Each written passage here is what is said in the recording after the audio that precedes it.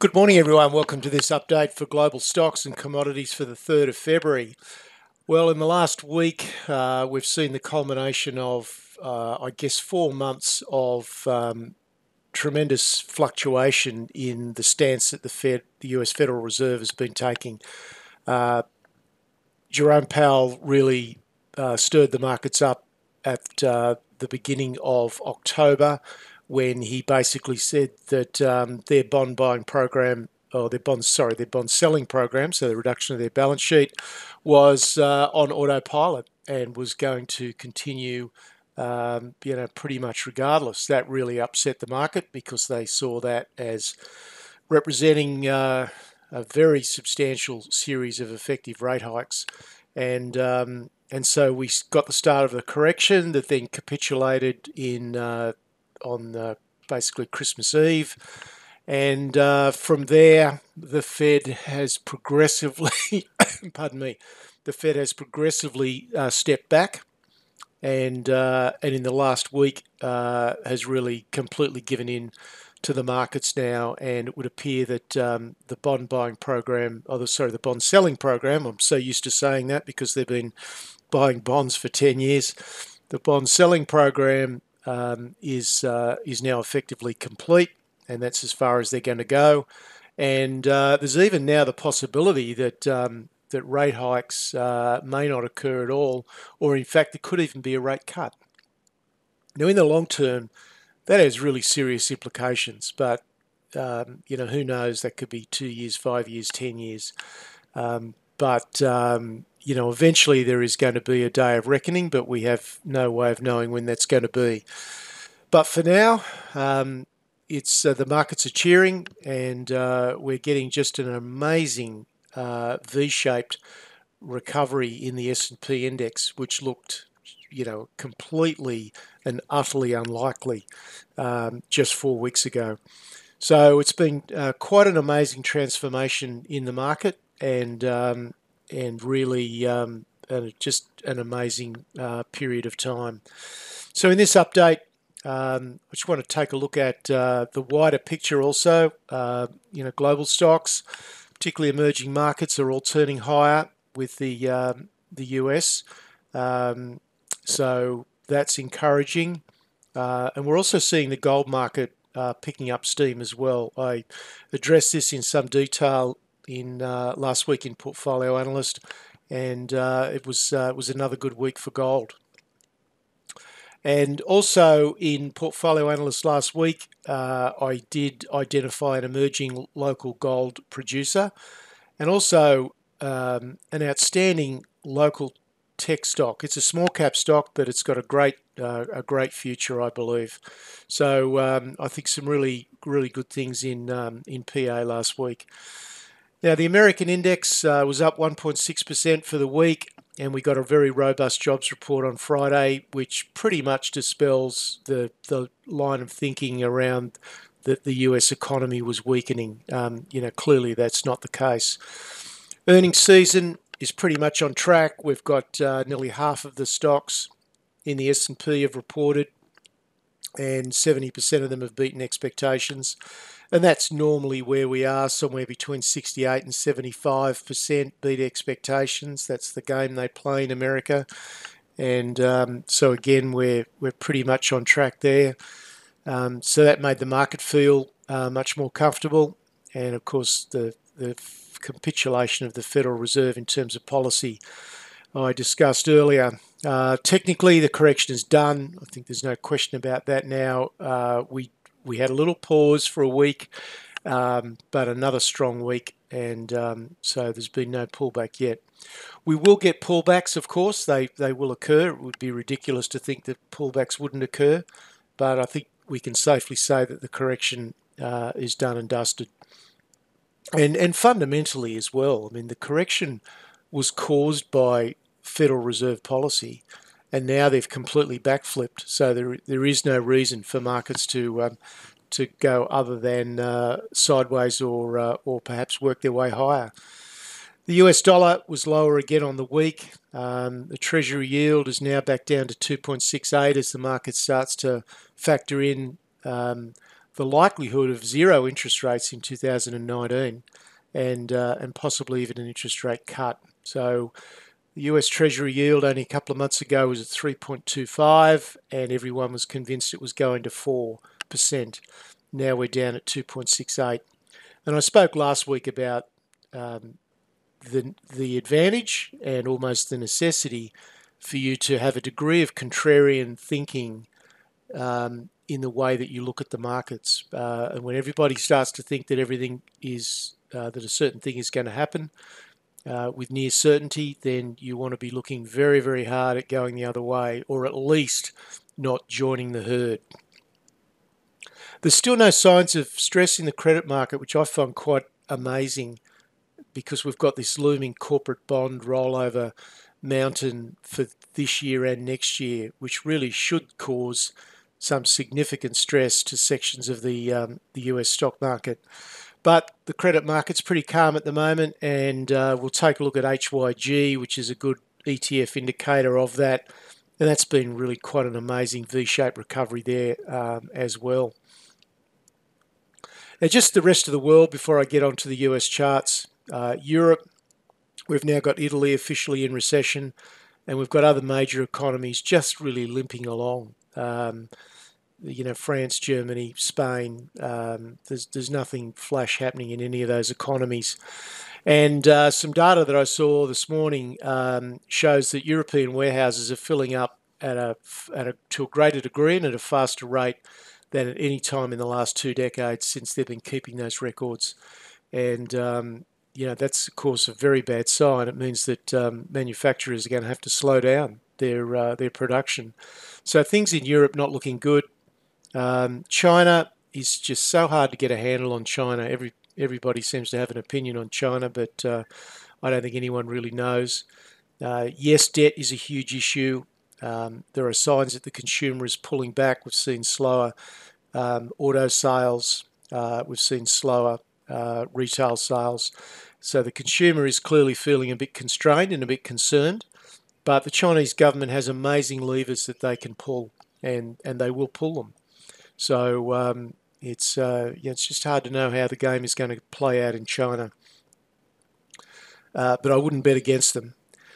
Japan, the new export orders, the weakest in 3 years. There's a few reasonable things happening in Japan, but it's by no means a buoyant economy there either. So the rest of the world, there certainly are some issues, that's for sure. Let's take a look at the US market now, and you can see what has really been an incredible recovery. When we were down here and the market was plummeting significantly every day, 7% in the last week before Christmas, this seemed incredibly unlikely that we'd be back above 2,700 points by the end of January. You can see we had a little pause the week before. There was an opportunity for the market to pull back, but it didn't. It just went sideways, and then it took off again in the last week. Now, I've been progressively moving this box up, which I think is a reasonable retrace zone. I'm probably going to move it up a little bit further now, and I'll explain why. So just one yardstick that you can use.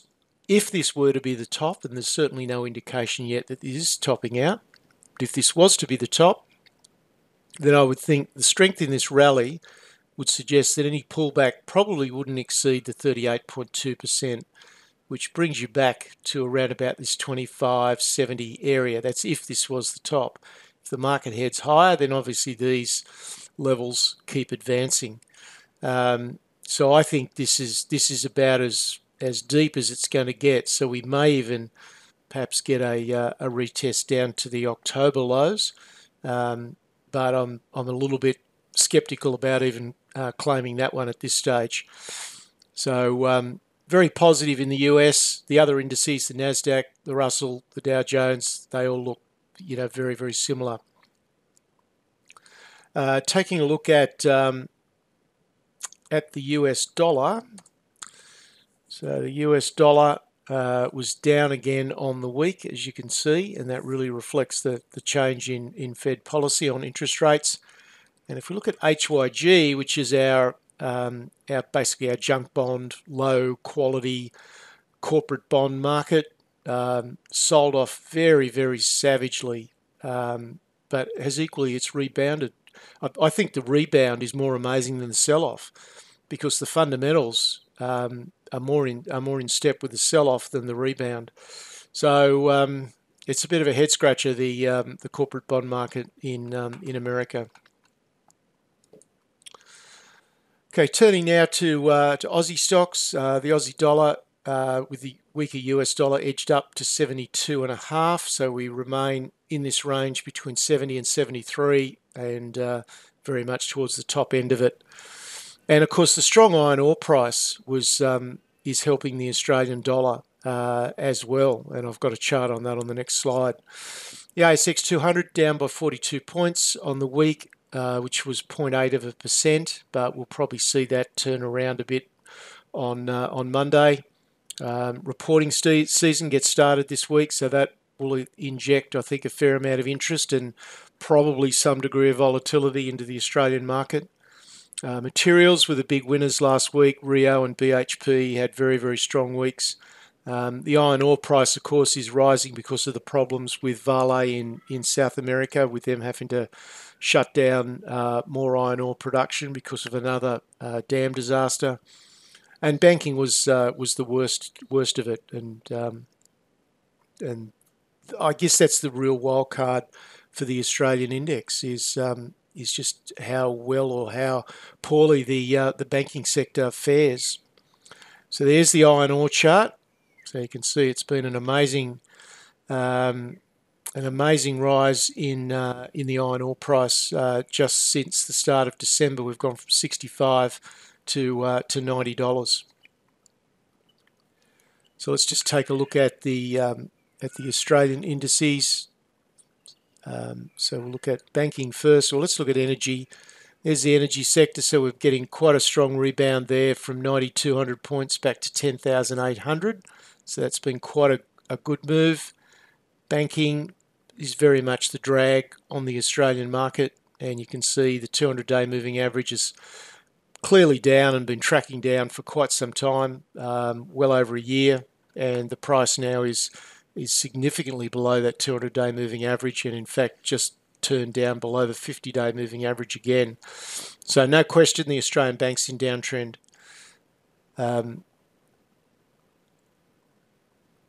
So this is the ASX 200, which is really showing a balance of all those sectors, a little bit overbought in the short term and vulnerable to a bit of a pullback. And this is the miners, the material sector. So you can see it's been a very robust week for those stocks. And Aussie small caps also just starting to work their way back up again. Turning now to precious metals, gold was up another $13, so another strong week for gold, up to $13.19, and it really does look like a new big picture uptrend is underway. The precious metals was a very positive week for the global majors, so we saw an improvement in GDX. The Australian gold producers going nicely, but they're overbought. And they're in a strong uptrend, but they're overbought, so just have the patience and discipline to wait for a bit of a pullback there. So we'll take a look at gold. First of all, on a weekly, you can see very, very clearly we had a pause here for a few weeks, and then we've taken off again. And if we go to the weekly chart, you can see that the hurdles that we need to overcome certainly around the 1380 mark is really the next port of call. So we've still got a bit of work to do, another $60, $70 to the next resistance level, and then hopefully for those that are keen on gold, hopefully a breakout. GDX, it's been the best week we've seen. You've really got to go back to somewhere like June of 2016. So quite a positive week. So we could see quite a good move here from gold stocks. And typically gold stocks will lead the underlying metal price. So if gold stocks do continue to move higher, that'll be a good sign for the gold market. Other commodities, copper spiked up a bit with the US dollar going down. Crude oil also sharply higher, up to 55 now. Part of that was currency, and partly we're seeing lower inventories now. We had inventories going up and up for many weeks, but that sort of corrected itself and started to head back down again. And the majors in the energy sector, to me, are the place to be. The oil sector it's so political, it's so volatile. I just want to be in majors. I've got a position in ExxonMobil in my American portfolio, and I don't do much in the energy sector in Australia. But I guess from a dividend perspective, Woodside is always a good probability. So there's the spot copper chart, and the LME levels just ticking up a little bit, but still very close to their 5-year lows. And there's the 3-month oil price. You can see quite a strong rebound from under 44. And if we put it on a, no, I don't have that chart. On a 12, I can tell you on a 12-month view, it's been quite a strong rebound. So the current positioning, what the correction that we've just had proves yet again is that, and I keep banging on about this all the time, but it's so important. You've just got to have clarity of purpose about what you're doing and your game plan and your objectives. And if you don't, you're just going to get caught in this short-term noise and emotion because you don't have a yardstick to make decisions against. And so it's so easy for your emotions to take over. Through one mechanism or another, everybody out there who's active in the market needs to have absolute clarity about what they're doing. And that's something that I spend a lot of time and work very hard on helping members to achieve, because it's just, without it, you're absolutely nowhere. Portfolio Analyst this week, I'm going to be taking a broader look at Australian gold producers. So last week I presented the case for gold, which is compelling.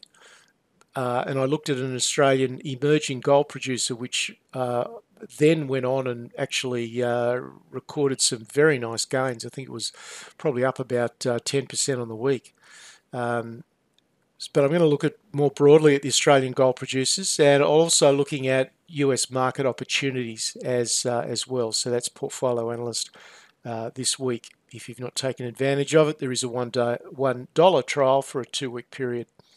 There's my contact details for anyone that has or is not a member of Specialist Share Education, and I look forward to coming back with you next week. Cheers.